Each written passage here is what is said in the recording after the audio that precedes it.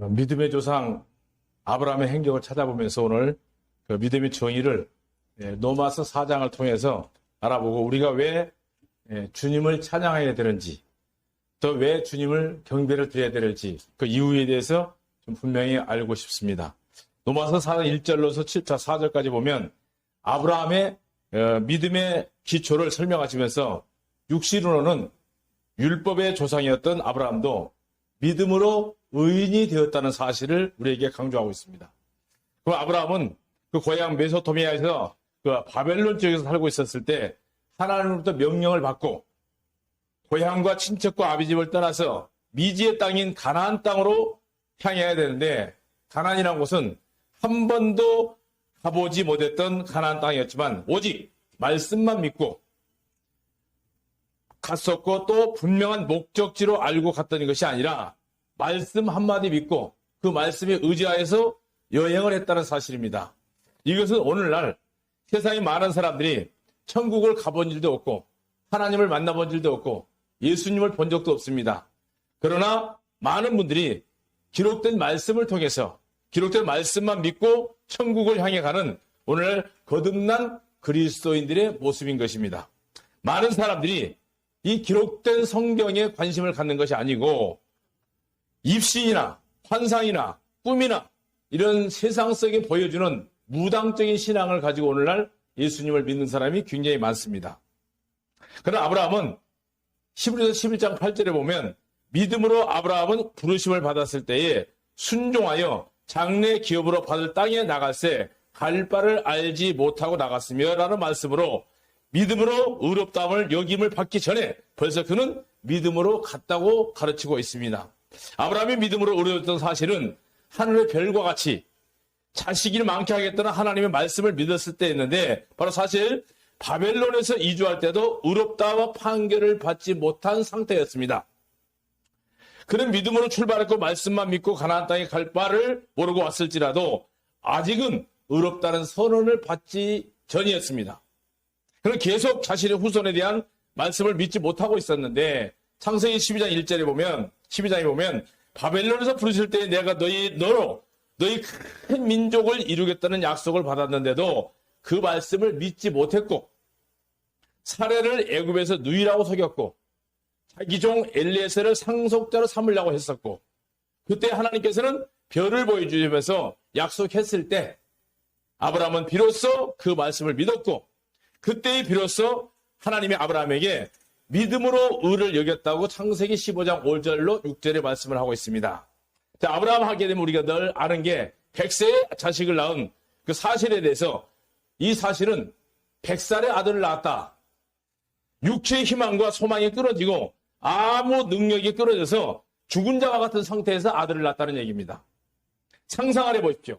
100살 먹은 남자가 어떻게 아기를 낳겠으며 그 부인은 90이 넘었어요. 90에 어떻게 애를 낳겠는가. 이거는 인간의 상상을 할 수 없는 인간의 소망이 완전히 끊어지고 희망과 소망이 완전히 능력이 끊어진 상태 마치 그야말로 죽은 자와 같은 상태에서 외아들 이삭이 태어났습니다. 여기서 우리는 이 모습에서 볼 것이 뭐하냐면 우리 자신들에게는 죄로 인해서 이미 허물과 죄로 죽은 자고 전혀 소망이 없는 자고 영원한 지옥에서 헤어날 수 없는 끔찍한 미래를 헤어날 수 없는 그 끔찍한 미래를 한번 상상을 해보십시오. 지옥? 생각한 것 같이 쉬운 곳이 아닙니다. 이 사탄은 이 지옥에 대해서 사람들이 생각을 희석시키기 위해서 전철이 좀 복잡하니까 지옥철이라고 그럽니다. 지옥이 그 정도 복잡한 전철 정도만 되면 갈만합니다. 공부 못하는 애들은 대학교 가는 것이 어렵다고 해서 입시 지옥이라고 합니다. 그건 지 머리가 나빠서 그런 겁니다. 지옥이 그렇게 만만한 곳은 아닙니다. 한 번 가면 영원히 헤어나올 수 없는 섭씨 2000도가 넘는 불 속에서 수천 년, 수만 년, 수억 년 아니 수십억 년을 영원히 나올 수 없는 지옥에 끔찍한 지옥에 죽지도 않고 구더기도 죽지 않고 차라리 죽을 수 있으면 얼마나 좋겠습니까? 그런 끔찍한 지옥에 가야 되는 인생입니다. 아무 희망이 없습니다. 그래서 이 지옥에 대해서 사탄은 사람들의 기억에서 희석시켜버립니다. 오늘날 목회자들이 이 지옥의 끔찍한 내용을 설명을 안 해줍니다. 가끔가다 TV 보니까 이 땅 속에서 유황을 캐내는 사람들이 있습니다. 그 유황이 타는 곳, 유황불은 섭씨 2000도입니다. 그렇게 뜨거운 불인데도 빛이 없습니다. 그곳이 지옥입니다. 이 끔찍한 지옥에서 죽지도 않고 영원한 상태에서 산다고 한번 상상해 보십시오. 하나님은 인간들을 자기 형상대로 지었기 때문에 이 끔찍한 지옥에 보내지 않습니다. 사람들은 얘기합니다. 하나님은 사랑의 하나님이라면서 왜 사람을 지옥에 보내느냐?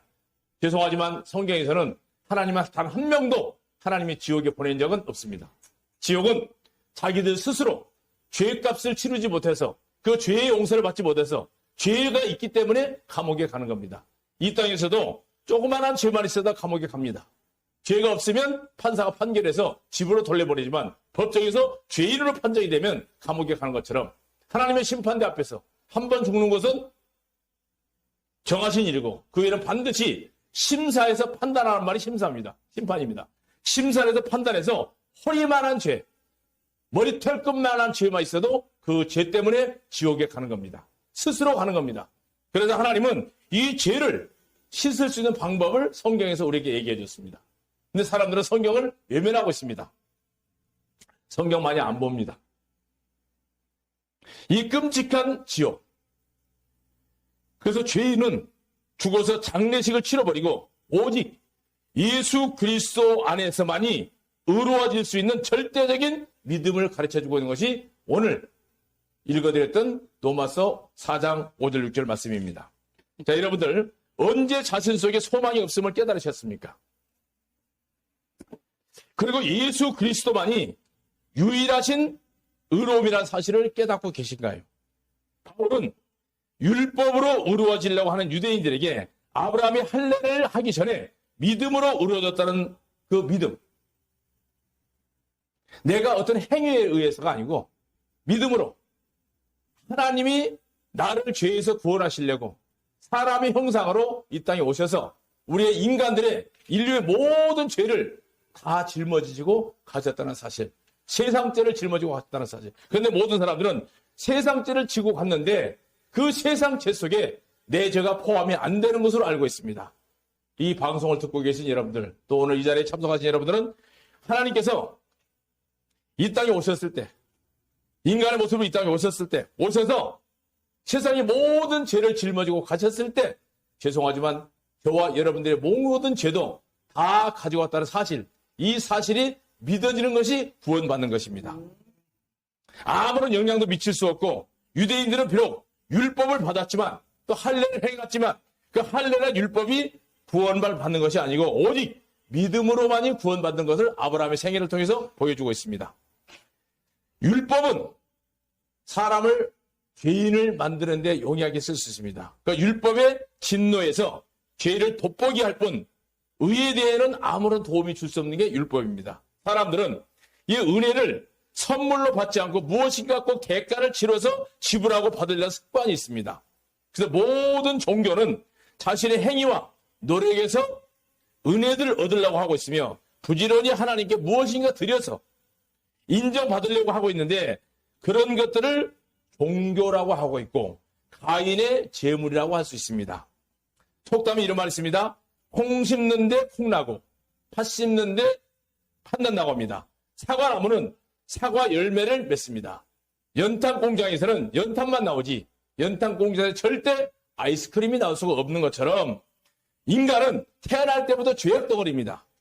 태어날 때부터 부정 모혈을 태어난 죄 중에 태어났기 때문에 죄인된 인간들 속에는 아무리 하나님 앞에 의를 행하려고 하더라도 죄만 생산되는 것이 맞습니다. 아무리 종교적인 방법으로 만족을 채우려고 애를 쓰고 있지만 그것은 결국에는 하나님의 의와 반대되는 하나님과 원수되는 길을 가고 있는 겁니다. 하나님과 원수되는 길을 가는 거 그게 뭡니까? 내가 뭔가 이뤄보려고 하고 내가 뭔가 하나님 앞에 드려보고 싶은 마음 이게 종교입니다. 문제는 기독교를 많은 사람들이 고행의 종교로 알고 자신을 학대하고 하나님을 오해를 해서 열심히 뭔가를 해서 구원을 받아보려고 애를 쓰고 있습니다. 그러나 오늘 가나안 복음방송 대표 이사장님이 아마 부른 찬송가 중에서 천국은 공짜입니다. 왜? 내가 할 것이 아무도 없습니다. 아마 여러분들이 식당에 와서 밥을 먹을 때 모든 사람들이 밥값을 누구 한 사람이 지불하면 나머지는 공짜로 먹을 수가 있습니다. 마찬가지입니다. 이 인류의 역사 속에 세상의 모든 사람들의 죄를 다 예수님께서 지불하셨기 때문에 여러분은 공짜로 구원을 받는 겁니다. 그런데도 불구하고 열심히 일을 해서 뭔가 은혜를 받으려고 하면 기독교는 다른 종교와 다를 바가 하나도 없습니다. 자, 오늘 마지막으로 다윗이 깨달은 말은 뭡니까? 사람이 스스로는 의로워질 수가 없기 때문에 하나님께서 은혜로 의롭다 하셨고 그 의를 받은 사람은 자신이 의롭지 못함을 고백함과 동시에 하나님께서는 믿음을 의로 여기시고 그 하나님께서 선물로 주신 믿음으로 의로워지는 의로움과 하나님의 의로우심과 차별이 없기 때문에 그 자녀가 되는 것이고 오늘 성경이 뭐라고 하니까 일하는 자에게 싹쓸 은혜로 여기지 아니하고 보수로 여기지 아니하며 일을 아니할지라도 경건하지 아니한 자를 의롭다 하시는 이를 믿는 자에게 그의 믿음을 의로 여기셨나니 일할 것이 없이 하나님께 의로 여기심을 받는 사람의 복에 대하여서 일찍이 다윗은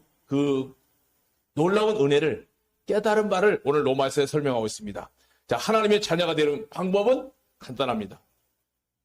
양자로 입장하는 것밖에 없습니다. 그러나 아무리 내가 하나님의 자녀가 되려고 애를 써도 될 수가 없습니다. 하나님의 양자로 입장이 되면 그 자녀가 되는 것입니다. 그 자녀는 하나님처럼 죄와 상관이 없이 예수님 오실 때까지 기다린 겁니다. 바로 오늘 아버지 앞에서 마음껏 찬양과 재롱을 부르는 자녀 입장에서 가지고 있는 기량을 마음껏 찬양하고 마음껏 경배 올릴 수 있는 그러한 아름다운 찬양과 경배의 시간이 되기를 주님의 이름으로 부탁을 드리겠습니다. 아멘. 감사합니다.